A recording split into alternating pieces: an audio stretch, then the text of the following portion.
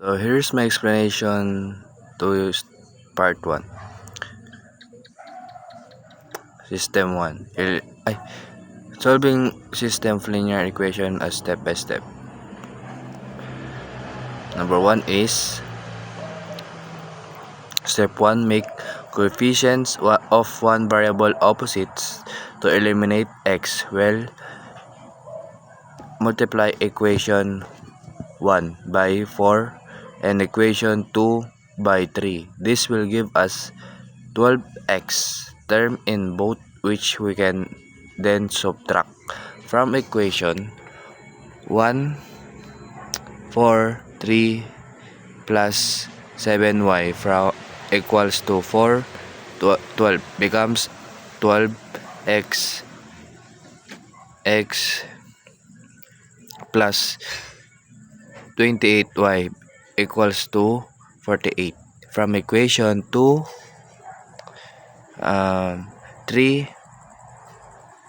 4x minus 8y equals to 3, and 3 and negative 1 becomes 12x equals to 24y equals to negative 3. Step 2, subtract the modified equation to eliminate x. Subtract the second modified equation from the first. 12x plus 28y minus 12x and minus 24y equals to 48 minus negative 3, and minus 12x plus 28y minus 12x plus 24y equals to 48 plus 3, minus 58y equals to 51. Step 3, solve for y, divide both sides by 52. Minus y equals to 51, and then slash 52. Step 4, substitute y back into one of the original equation to solve for x. Let's use equation 1. 3x plus 7, then 51 slash 52 equals to 12, then minus 3x plus 357 slash 52 equals to 12. Now isolate x, 3x.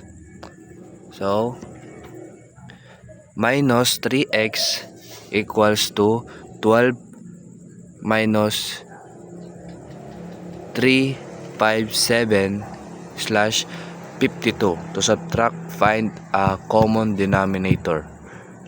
12 is 624 slash 52 minus 3x equals to 624 slash 52 minus 357 slash 52. 3x equals to 267 slash 52. Step 5, solve for x, divide both sides by 3.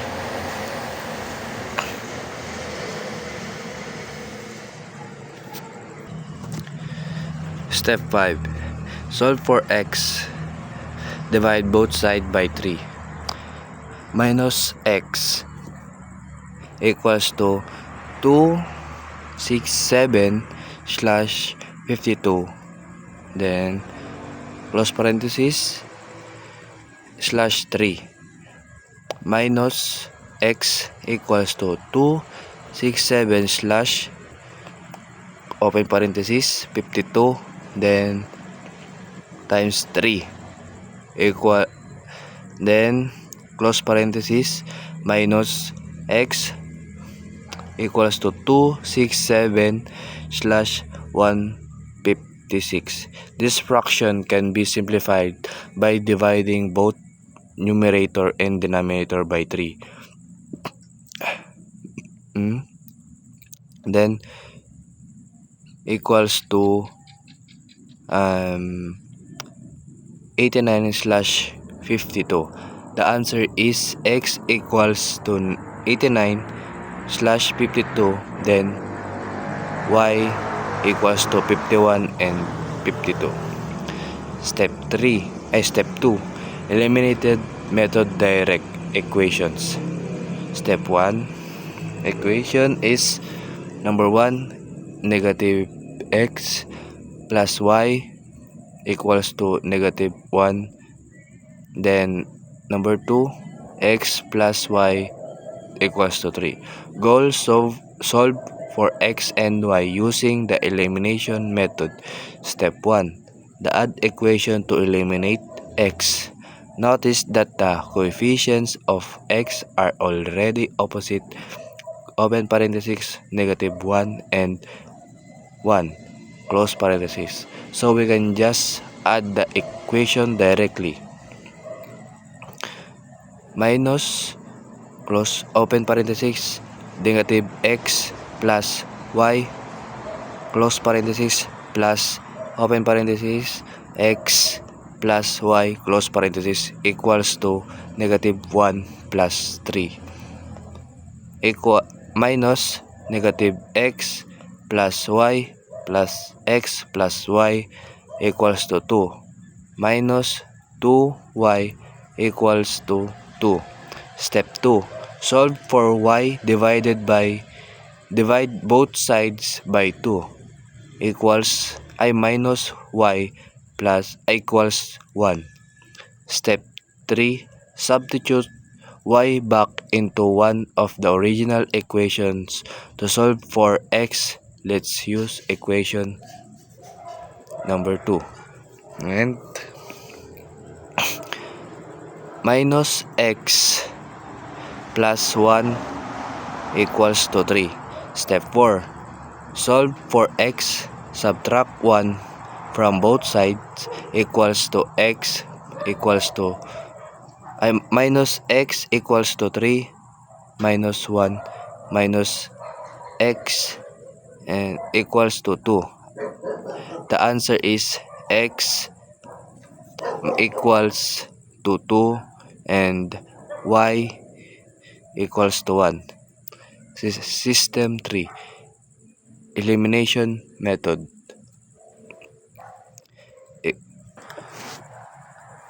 System 3, elimination method equations. Number 1, x times minus 2y equals to negative 2. Number 2, negative 3x plus 3y equals to 10. The goal is solve for x and y using elimination method. Step 1, make coefficients one of variable opposite to eliminate y. Well, multiply equation 1 by 3 and equation 2 by 2. This will give us negative y and 6y, which will cancel when added from equation 1.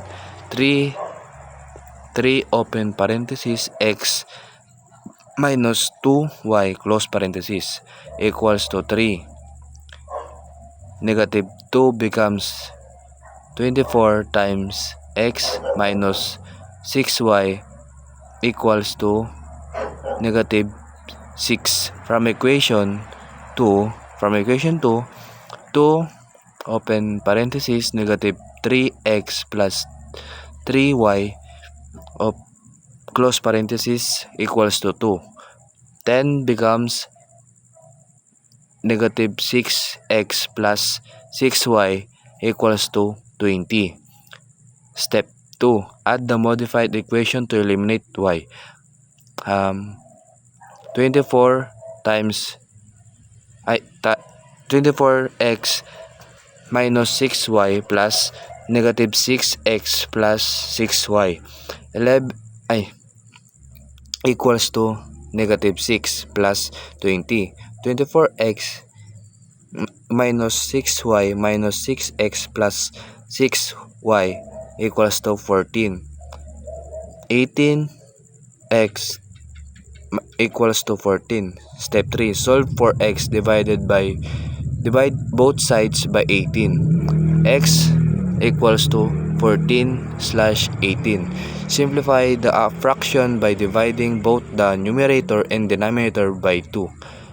X equals to 7/9. Step 4. Substitute x back into the one of the original equation to solve for y. Let's use equation 1. 8, 7, 9 slash equals to minus 2y equals to negative 2. 56/59 minus 2y equals to negative 2. Step 5. Solve for y. Subtract 56/9 from both sides. Then, negative 2y equals to negative 2 minus 56/9 to subtract. Find common denominator. The common denominator is negative 2 is negative 18/9. Negative 2y equals to negative 18/9 minus 56/9. Negative 2y equals to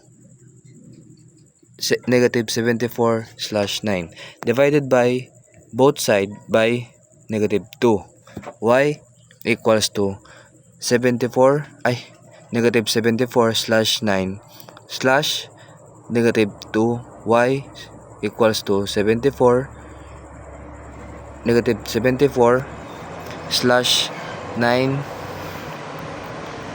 9x negative 2. Y equals to negative 74/negative 18. Simplify the fraction by dividing both the numerator and denominator by negative 2. Y equals to 37/9. So the answer is x equals to 7/9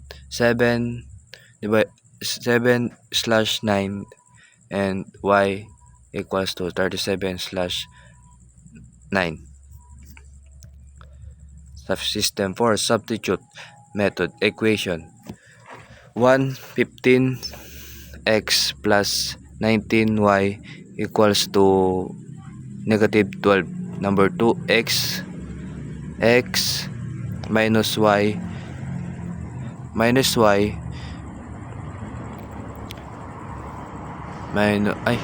minus equals 5. Goal: solve for x and y using the substitute method. Step 1. Solve one equation for one variable equation. Equation 2 is easy to solve for x. X minus y equals to 5. X equals to 5 plus 5. Step 2. Substitute this expression into other equation. Substitute x equals to y plus 5 into equation 1.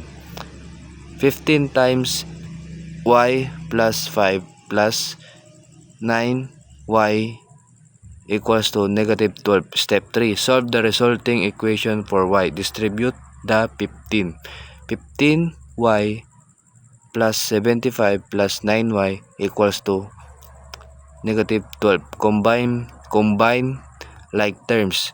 24y plus 75 equals to negative 12. Subtract 75 from both sides. 24y equals to negative 12 minus 75. 24y equals to negative 87. Divided by 24. Y equals to negative 87/24. Simplify the fraction by dividing both the numerator and denominator by 3. Y equals to negative 29/3 8. Step 4. Substitute the value of y back into the expression of x. Use x equals to y plus 5. x equals to negative 29 slash 8 plus 5. To add a find common denominator, 5 is 48 slash 8 and x equals to negative 29 slash 8 plus 40 plus slash 8. x equals to 11 slash 8. The answer is x equals to 11 slash 8 and y equals negative 29 slash 8. That's all, sir. Thank you.